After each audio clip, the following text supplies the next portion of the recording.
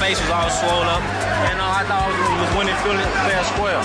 That was very childish for him to do that because all it does is take me to a place you don't want to go.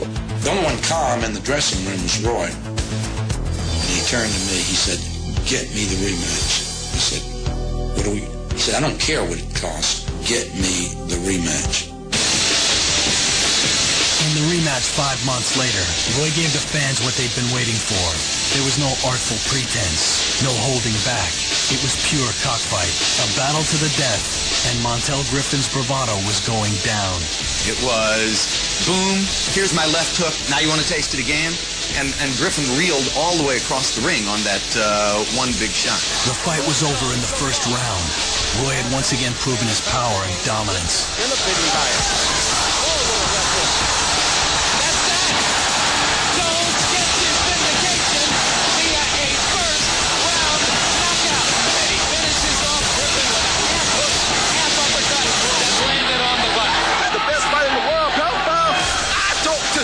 It was a brief, cruel, vicious reminder to us of what Roy can do when he's really motivated to do something.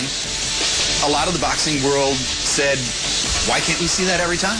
And that gets back into the complex personality of Roy Jones. But Roy had made his point.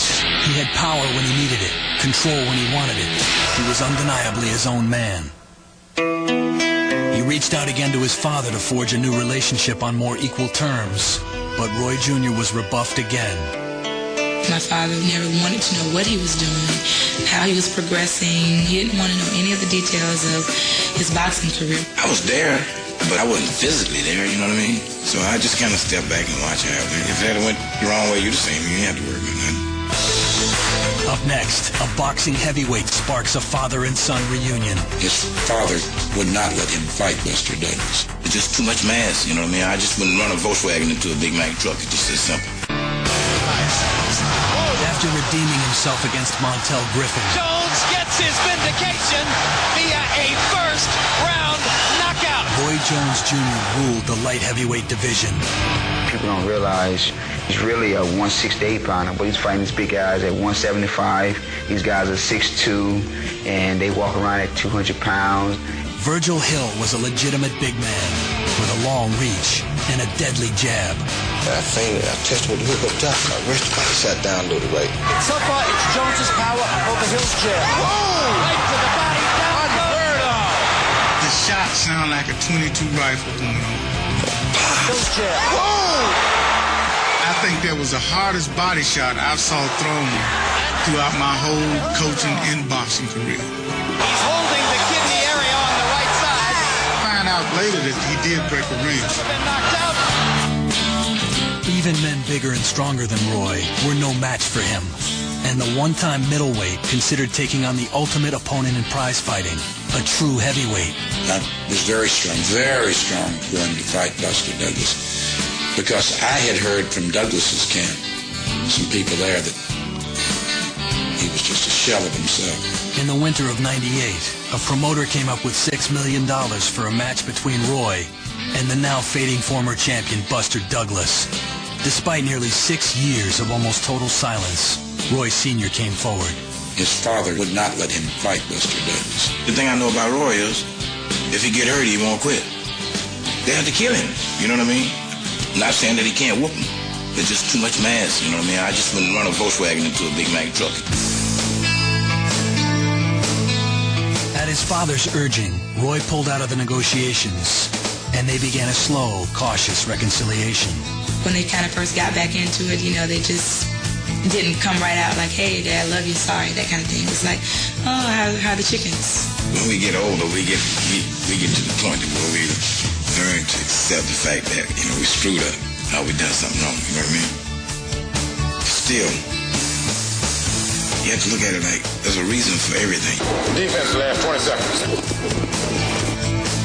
All the pressure that my dad did put on me when I was a kid, only made me grow closer to God, because I knew that only God could get me through that and make me to be what I am today.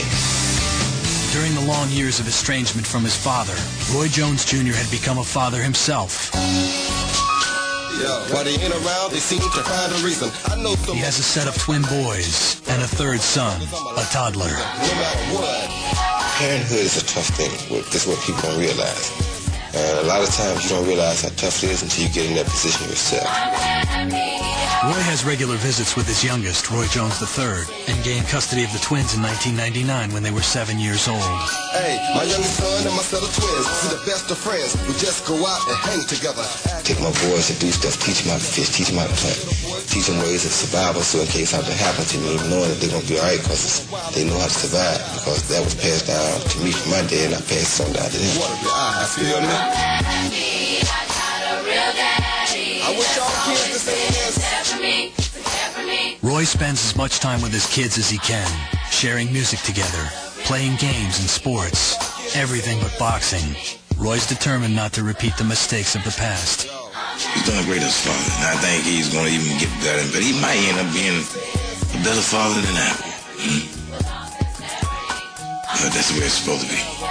Do a better job with mine than my father did with me, and mine can probably do a better job with theirs than I'd be able to do with them. So as long as we constantly get better, then I think it's all good. Despite all his great success, Roy is haunted by the brutality he's seen in the sport of boxing. He sat at ringside as an expert commentator as junior lightweight Jimmy Garcia received a lethal beating. And he was devastated by his own bout against Vinny Pazienza, a fighter who had just come back to boxing after suffering a broken neck. I was afraid we might get re-injured and miss his neck or we might kill him. But I was very afraid. I don't want to kill nobody. Roy is working to help guarantee that all boxers have the kind of autonomy and protection he and his fighters enjoy. Ladies and gentlemen, Muhammad Ali and Pensacola's own Roy Jones Jr. He joined with the legendary Muhammad Ali in support of legislation that helped clean up the boxing industry. How many guys you hear get killed playing baseball? How many you hear get killed playing basketball? But boxing, you hear about guys getting killed. That's the toughest sport out still right now today. And they're one of the lowest paid sports right now. And I just don't think that's really fair. Meanwhile, Roy is still waiting for a worthy competitor to challenge his crown. And if someone steps forward, there could be no doubt that the terms of such a meeting would be set by Roy Jones Jr. I did it my way. You know, I came in this thing free, and I'm going to leave out this thing free. You know, I came in, did it just like everybody said I couldn't do. So you're not going to make it.